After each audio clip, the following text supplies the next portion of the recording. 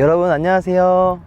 카데이에 처음으로 인사 올리게 된 김창환 팀장이라고 합니다. 이제 소개시켜드릴 차량은 기아 차량에 이번에 신차로 출시되어 있는 타스만이라는 차량인데요. 저만 보기 아쉬우니까 같이 한번 보실까요? 우선 가장 눈에 보이는 요 프론트 그릴 같은 경우는 기아 자동차에서 최신 디자인에만 적용을 한 그런 프론트 그릴이라고 하는데요. 여러분들은 어떻게 생각하시나요? 저는 조금 더 이 프론트 그릴 덕분에 좀 남성적인 이미지를 가지고 있지 않나 합니다. 이 LED 헤드램프 같은 경우는 제가 보기에는 미국의 텔룰라이드 차량과 거의 흡사한 것 같은데, 실제로 눈으로 보니까 라이트가 되게 남성적이고 멋있는 것 같습니다. 여러분, 이제 사이드로 넘어와 볼 건데요. 보시면 아시겠지만 이 타스만이라는 차량 컨셉상 패밀리카와 픽업 트럭 이 두 가지를 접목시킨 차량이다 보니까 보시면 아시다시피 바디감과 일체감이 조금 더 형성되어 있는 그런 차량인 것 같습니다.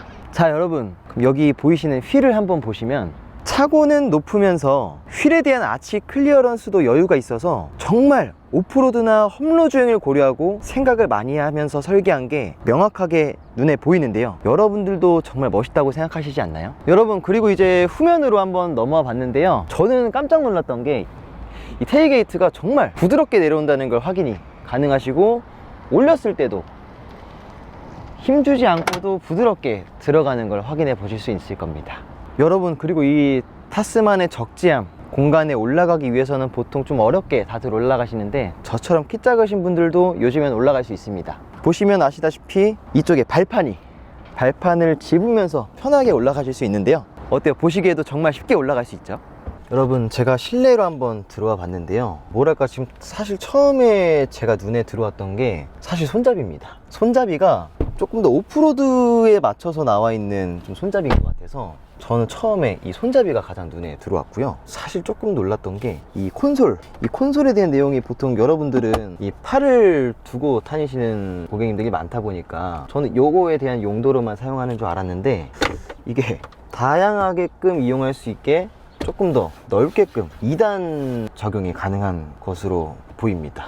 또 보니까 에어컨에 대한 내용도 조금 더 기존 기아 차량과는 다르게 이렇게 손으로 돌리고 풀 수 있을 이런 용도로 좀 나왔고요. 자, 그리고 여기 글로우 박스는 당연히 있고, 근데 제가 놀랐던 게 그 위에 추가적으로 수납할 수 있는 공간이 있다는 게 조금 놀랐습니다. 이런 경우는 보통 지바겐에만 있는 걸로 알고 있는데, 이번에 나온 신형 타스만 차량에서도 추가 수납을 할 수 있는 공간도 같이 마련을 한 것 같습니다. 근데 이런 차량이 저는 월 58만 원이라고 생각을 해보는 게 조금 더 이점이 많지 않을까, 장기적으로 이용하는 데 있어서 큰 무리 없게 차량을 이용할 수 있지 않을까, 저는 그렇게 생각합니다.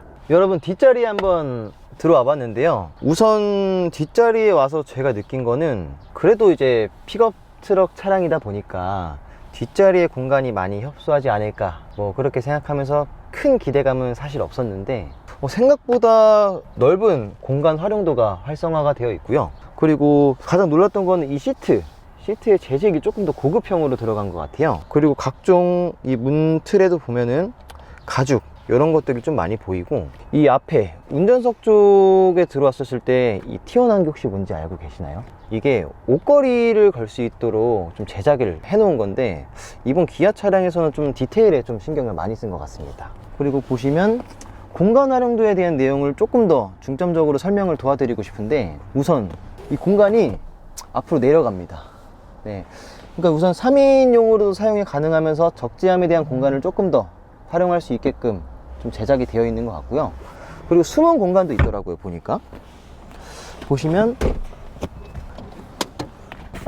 이쪽으로 보시면 올려서 공간에 대한 활용도도 조금 더 활성화할 수 있게끔 만들어져 있는 것 같고요. 뒤쪽에 보시면 미국 차량들은 보통 이 뒤에 창문이 보통은 열립니다. 근데 조금 더 열리지 않는 그런 공간을 좀 띄고 있고, 그리고 보시면 뭐 태블릿 하나 정도랑 뭐 음료수 2개 정도 들어갈 수 있는 공간 정도로 마련이 되어 있고, 뭐 뒤에 공간은 없습니다.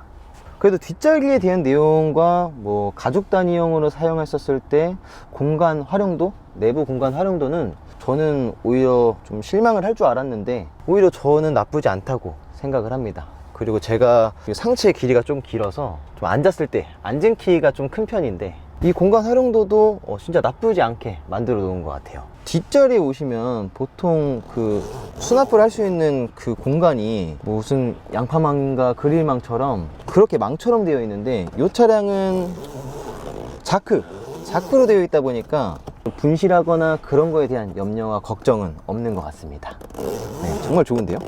네, 여러분, 이렇게 간단한 차 리뷰를 한번 해봤는데요. 제 생각에는 이렇게 큰 풀옵션 차량에 대한 내용보다는 저였으면 크게 부담도 없고 월 58만원부터 시작할 수 있는 차량 중에서 제가 봤었을 때는 기본적으로 안전 편의에 대한 옵션만 추가해서 사용을 장기적으로 하셔도 큰 문제는 없을 거라고 생각을 합니다.